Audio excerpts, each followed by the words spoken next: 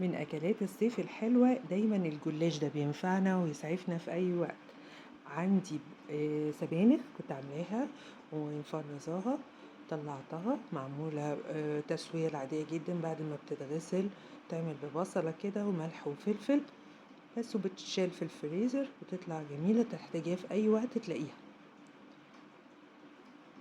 هنعصر عليها ليمونتين كده أو ليمونة ونُص حسب الكمية اللي بتستخدميها.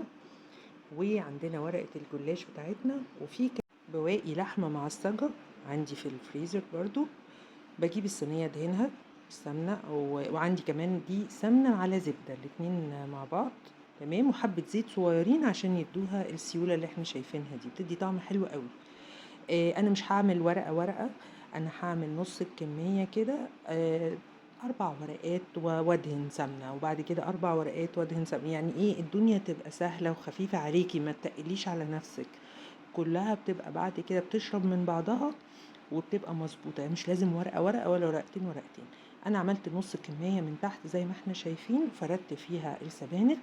بعد كده اللحمة المعصجة دي اللي هي بيبقى برضو بنحمر اللحمة وبنحط لها البصلة والملح والفلفل بس. اي بواقي بتنفعك في اي وقت في الظروف اللي زي كده، بتبقى سهلة واكلات الصيف الخفيفة الحلوة دي بس، وبتدهن عادي بقية الكمية. طبعا نحط بقى المتقطع جوه وكده ونلم الدنيا على بعضها، بتبقى أكلة حلوة قوي قوي في فترة الحر اللي احنا فيها دي.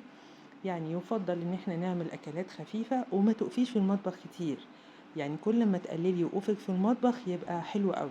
انا حتى التحضيرات بتاعة التفريزات بتاعة اي تقطيع خضار فاكهة الكلام ده كله بعمله بره المطبخ، يعني ما افضلش واقفة على رجلي كتير. بس احنا كده بنقطعها بقى طرق متساوية كده، بس هندخلها الفرن تقعد 30 دقيقة، والشاي يحمر نسقيها بكوباية شوربة ماجي، شوربة فراخ لحمة اللي عندي بس، وبتطلع جميلة تاخديها مع شيبسي مخلل وبألف هنا، ويا رب تعجبكم.